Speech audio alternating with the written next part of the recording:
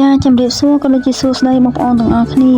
ថ្ងៃនេះដែរគឺខ្ញុំលើកមុខម្ហូបឆាខ្ចៅងាយមកបង្ហាញបងប្អូនហើយចំពោះគ្រឿងផ្សំដែលយើងត្រូវយកមកប្រើនៅក្នុងការឆាខ្ចៅរបស់យើងនេះគឺដូចបងប្អូនបានឃើញក្នុងវីដេអូនេះអញ្ចឹងចាឥឡូវយើងងាកមកលាងឆារបស់យើងវិញម្ដង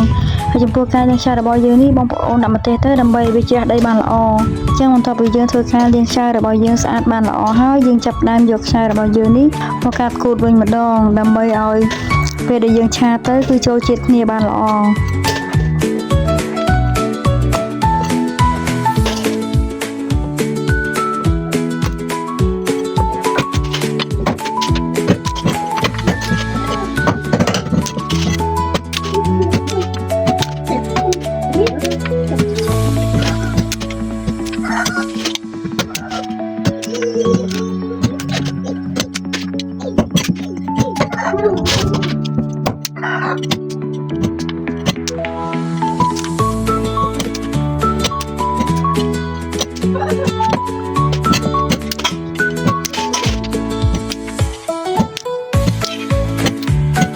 ចឹងបន្ទាប់ពីយើងធ្វើការខាប់ខ្យល់របស់យើងរួចរាល់ហើយយើងយកខ្យល់ដែលយើងកាប់ហើយនោះចូលទៅជ្រោកទឹកបន្តិចដើម្បីឲ្យវាជ្រោកទឹកខ្ចៅបងប្អូនហើយនេះគឺជាគ្រឿងទេសដែលយើងត្រូវយកមកប្រើប្រាស់នៅក្នុងការឆាខ្យល់របស់យើងបងប្អូន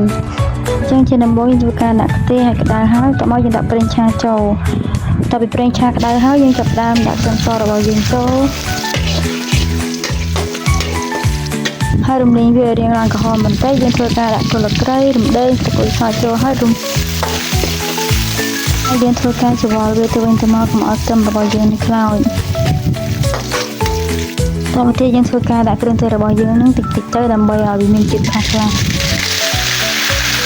បន្ទាប់ពីគ្រឿងទេសរបស់យើងឡើងឈ្ងុយល្អហើយយើងចាប់ផ្ដើមដាក់ខ្ចៅចូលហើយដាក់គ្រឿងទេសចូលហើយគ្រឿងទេសនេះដែរគឺមាន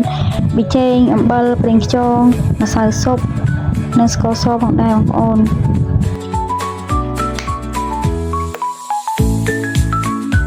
កាន់តែពិសេសជាងនេះទៀតនោះគឺសាប់តៃបងប្អូនប៉ុន្តែបើសិនជាបងប្អូនចូលចិត្តរសជាតិបែបនេះទេបងប្អូនមិនបាច់ដាក់ក៏បានដែរបងប្អូនចឹងឥឡូវបន្ទាប់ពីយើងធ្វើការលាយគ្រឿងទេសរបស់យើងរួចរាល់ហើយយើងចាប់ផ្ដើមច្របល់វាឲ្យវាចូលជាតិគ្នាបានល្អបន្តិចទៀតទៅហើយយើងដាក់ម្ទេសចូលទៅរួចជាការស្រេចបងប្អូន